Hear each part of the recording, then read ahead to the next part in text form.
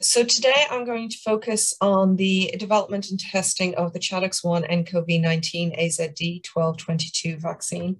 And really, this work started in earnest far earlier than probably most of the audience know. There was an Ebola outbreak that started in 2013-2014 in Western Africa. That spread relatively far within the country, but was relatively well contained within a number of years. And after that outbreak, the WHO and other government bodies came together and put a list together of the pathogens that they thought, the viruses that they thought might have pandemic or epidemic potential. And really what we started to do within the university was to develop vaccines against all of these pathogens. And as already alluded to, I've worked on a lot of these pathogens and generating vaccines against them. And some of these you will have heard of, such as Ebola virus, you've probably heard of SARS-CoV-1 and Zika, and some don't roll off the tongue. So you won't have heard of Crimean Congo hemorrhagic fever, and likely you won't have heard of Rift Valley fever either. Regardless, we wanted to make vaccines against all of these, and we also wanted to have a platform technology that we could enable the generation of a vaccine against disease X. And what is disease X? Disease X was the unknown. It was the disease that was going to come, that we couldn't see coming, that likely from a zoonotic transfer, so from an animal model, and that we wouldn't be prepared for. And the best way for us to prepare was to have a platform vaccine technology that we could rapidly scale, that we could rapidly use to develop a vaccine from this unknown pathogen. So how do I make a vaccine? Well, first and foremost, when you're making a vaccine, you need to know a little bit about the pathogen of interest. And really what you need to know about the pathogen of interest is which part of the pathogen do you think, if you had a strong immune response against, would you be able to be protected against disease? So what part of the pathogen, if we had a strong antibody and T cell response against, would we be protected against infectious disease and morbidity? Not surprisingly, the example I've taken is a coronavirus. And for SARS-CoV-2, and indeed for SARS-CoV-1 and MERS, the pathogen of interest, there's relatively a lot known about MERS and SARS-CoV-1. There was less known about SARS-CoV-2, but to identify that part of the pathogen in SARS-CoV-2, we looked to the relatives. We looked to MERS and SARS-CoV-1. And what we knew was that the spike protein on the outside of these coronaviruses is how the virus gets into your body. It's how it gets into your cells. It's how it disseminates within your body and causes disease and morbidity.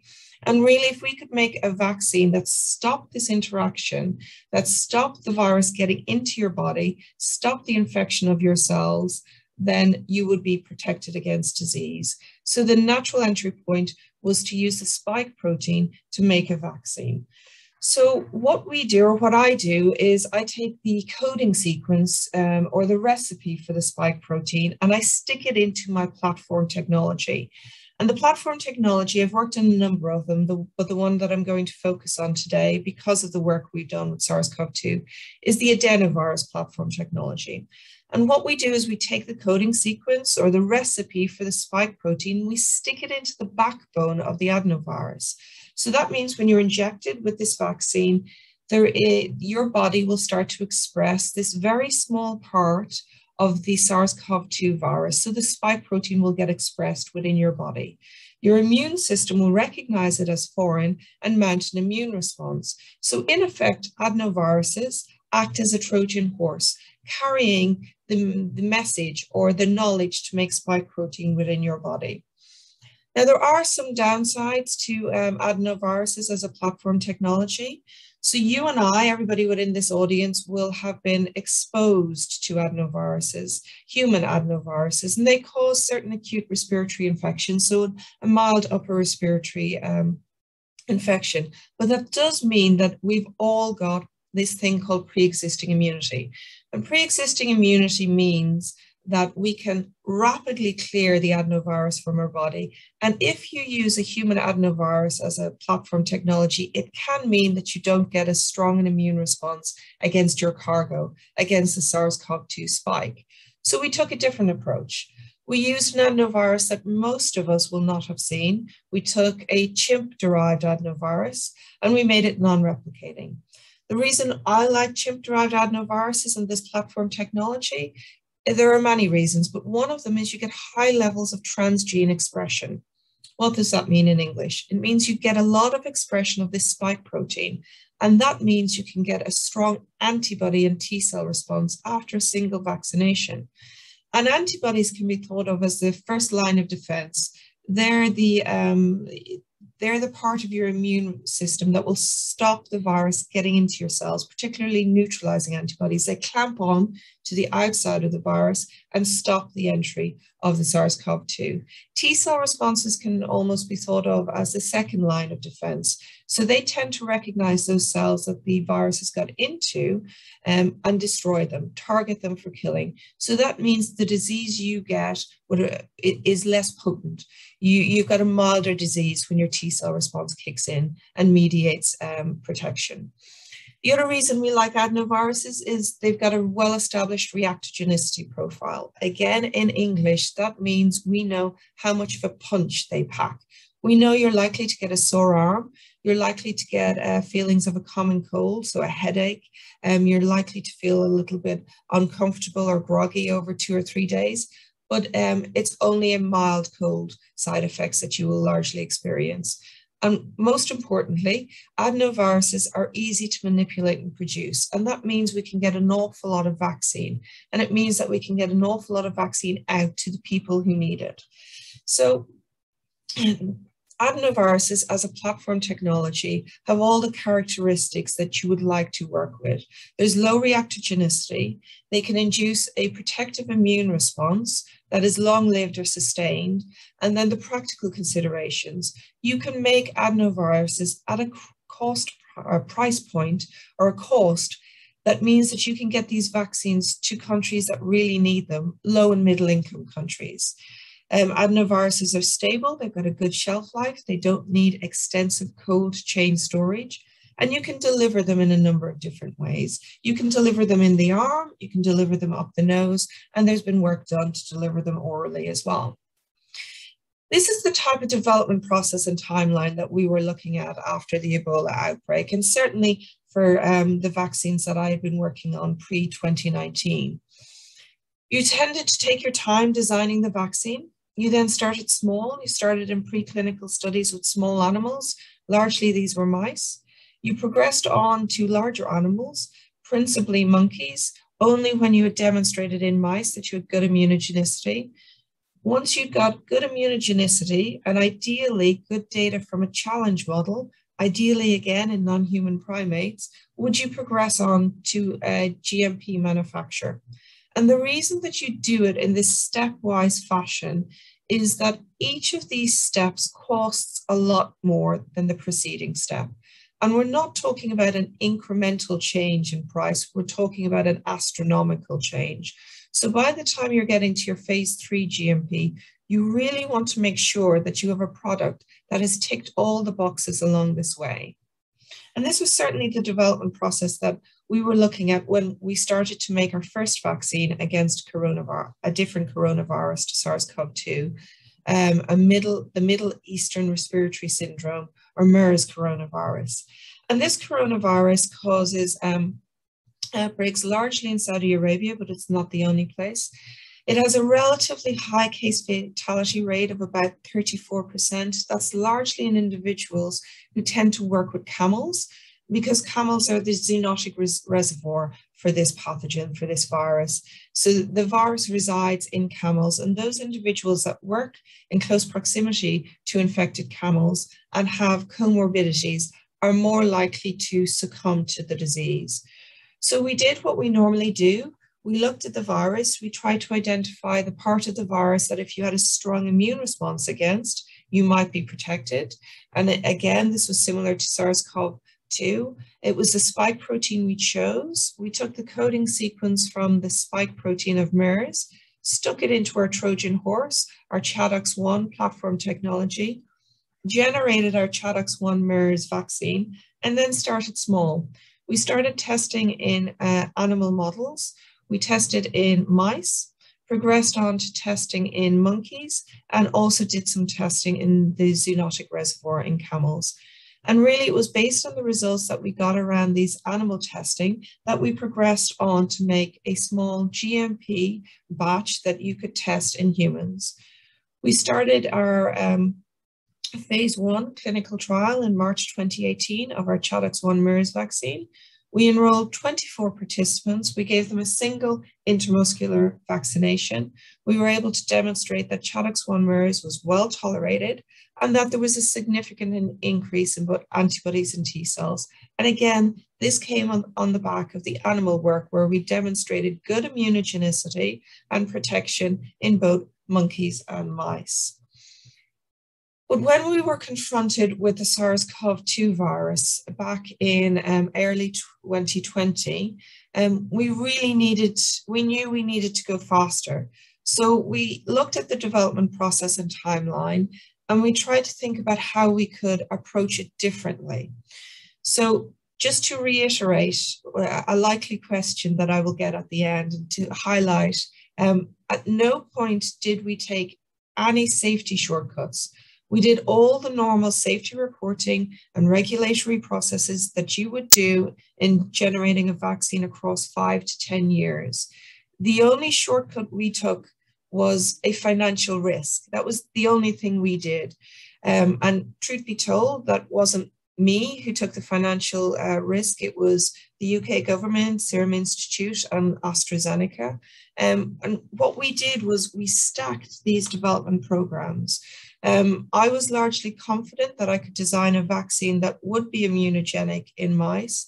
So we started the GMP manufacture at risk before we'd got the readouts from these animal studies. But of course, we waited for those readouts before we started our phase 1. We knew we had to go fast, so we started our phase 3 GMP while we were still in the process of progressing through phase 1 to phase 2 clinical testing. So how fast did we go? Well, I designed or co-designed the vaccine over a weekend.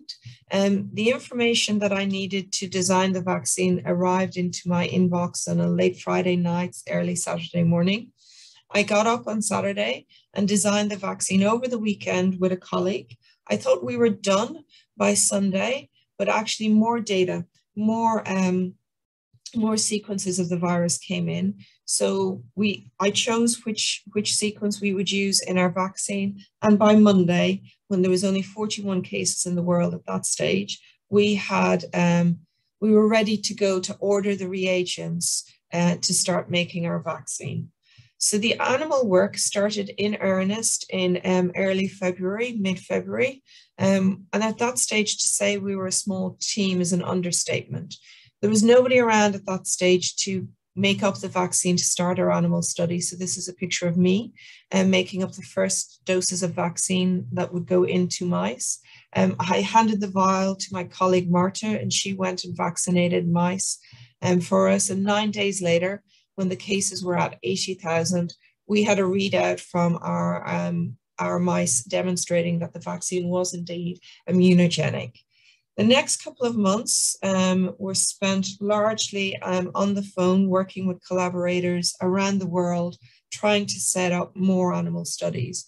And it was really important that we facilitated those animal studies because in early 2020, there was a concern that there might be a phenomenon called vaccine-enhanced disease with our SARS-CoV-2 vaccines.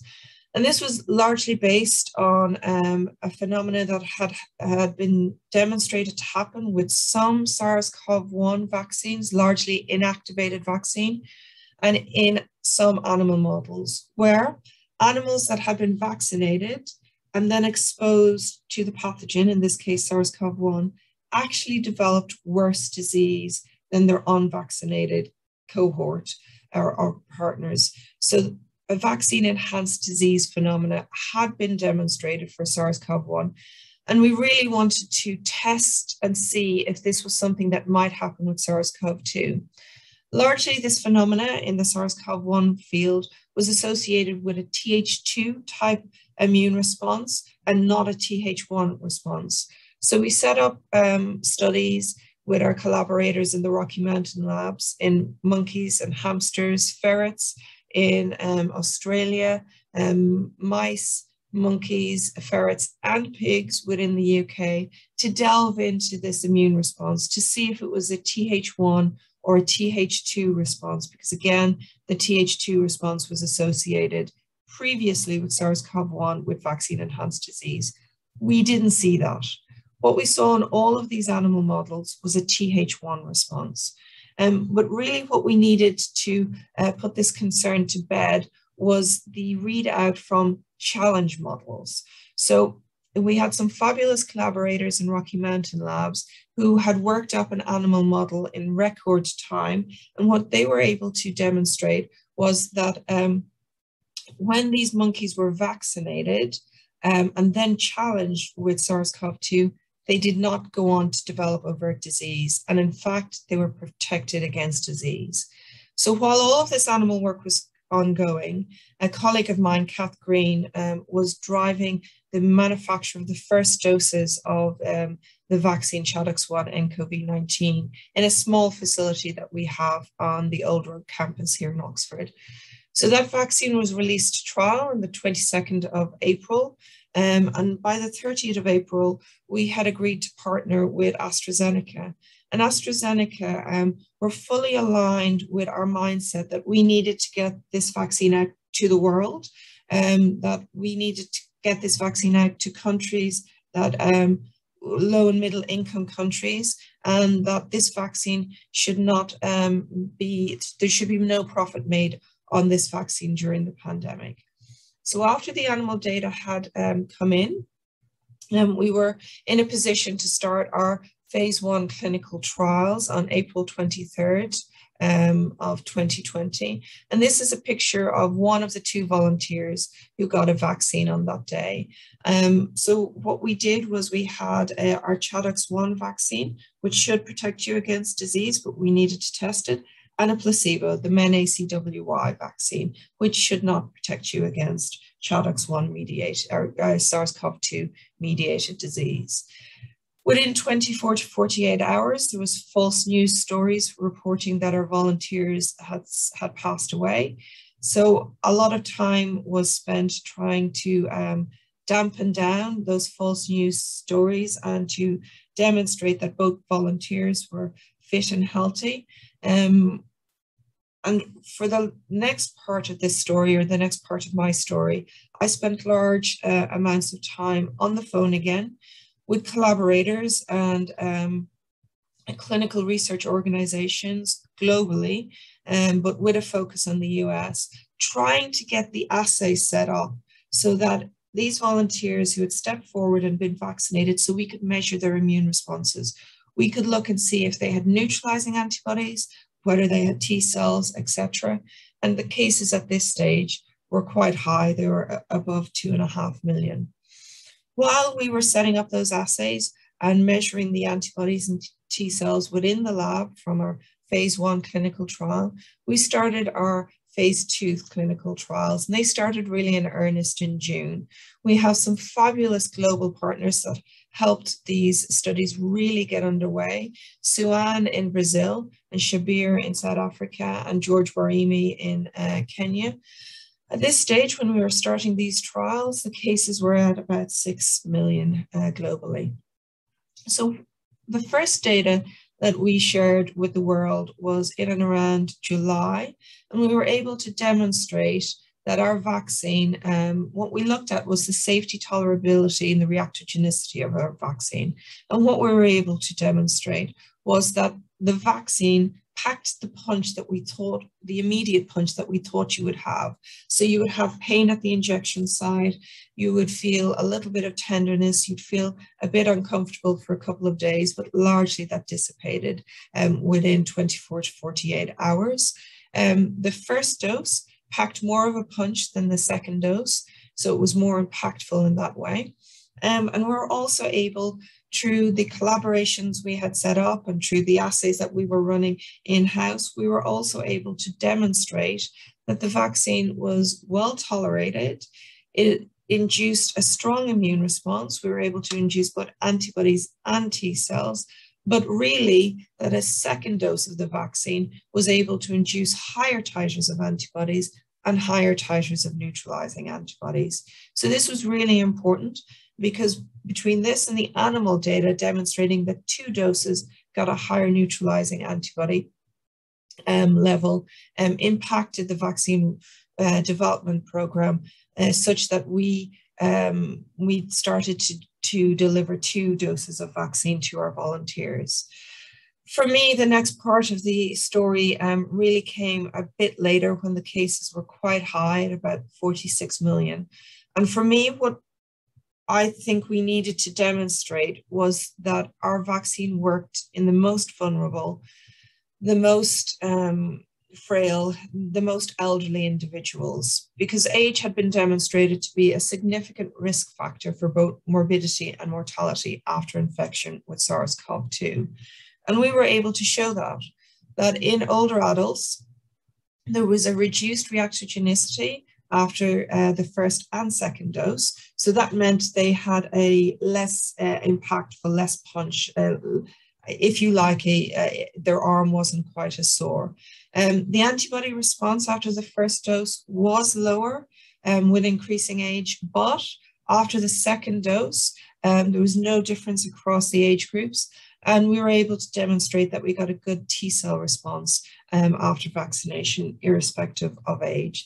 So this was really important because there had been a lot of speculation and fake news suggesting that the Oxford AstraZeneca vaccine did not work in older adults, which is quite clearly not the case. Then came our efficacy readouts, and I do want to take a little bit of time describing the efficacy readouts. This was in late November when cases were at about 59 million worldwide. And the world was used to having one number being reported, and we were reporting 3 different numbers. So I wanted to take some time to bring you through those numbers and also to make the point that how different trials define efficacy is different. We defined efficacy essentially is an impact against mild, moderate, or severe disease. So we were looking for PCR positive cases, and also the individual either had to have a cough, a temperature, a loss of smell, or a loss of taste. Whereas other trial protocols had different stringencies. So in different trial protocols, you will largely pick up on efficacy against moderate to severe disease.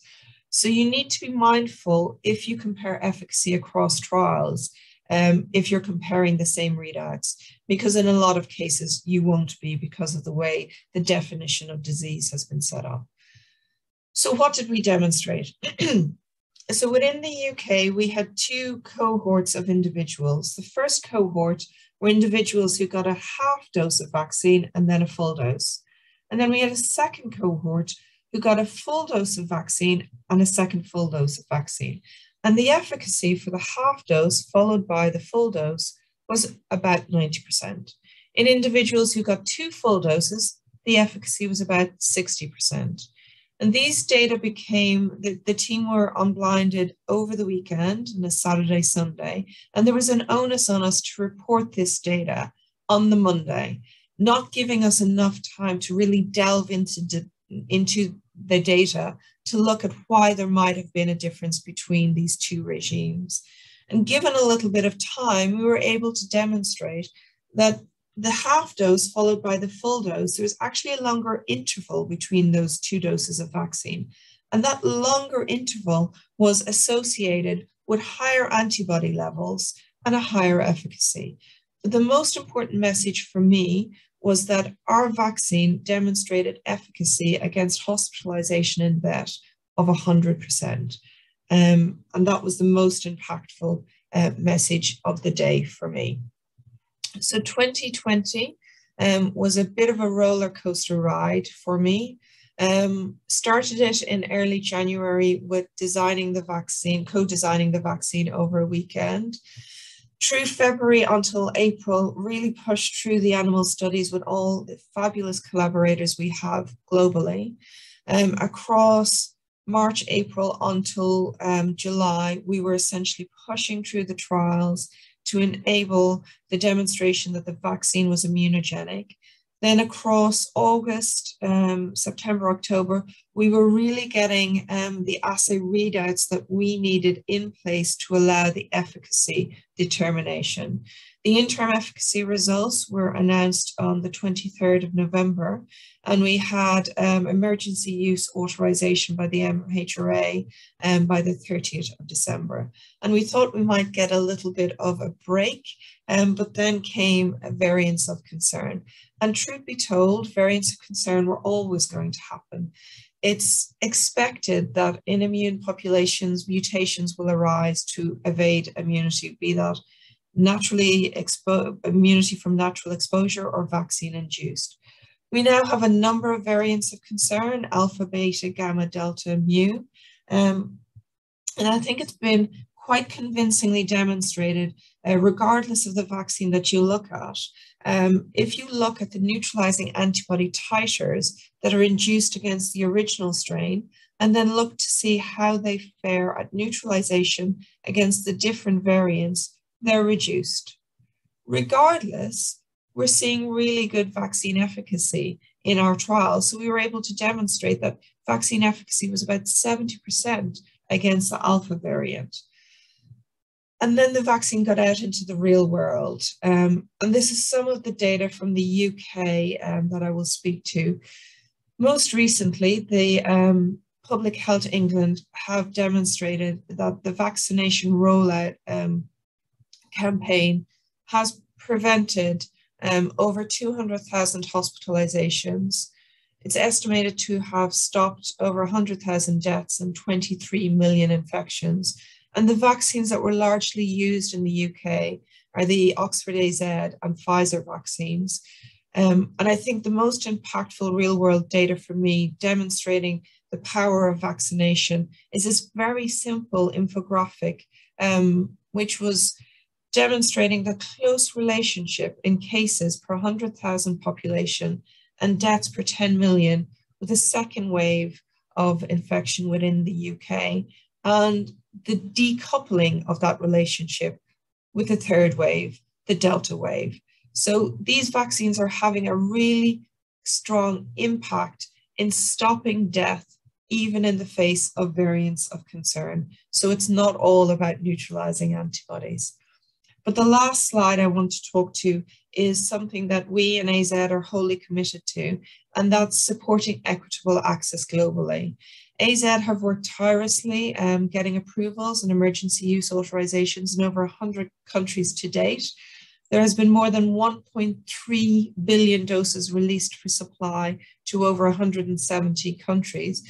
But the thing that I'm almost most proud of is that this vaccine has supplied over half of the total COVAX supply. And COVAX is essentially the mechanism to get vaccine to low and middle income countries. And with that, it just remains for me to thank all of the individuals and groups that have worked so hard across the last 18 months to get this vaccine out. But I do want to take a moment to thank our clinical trial volunteers and actually all the volunteers globally, because without them, we wouldn't be in this situation. We wouldn't have vaccines and a number of vaccines that are protecting us and preventing disease.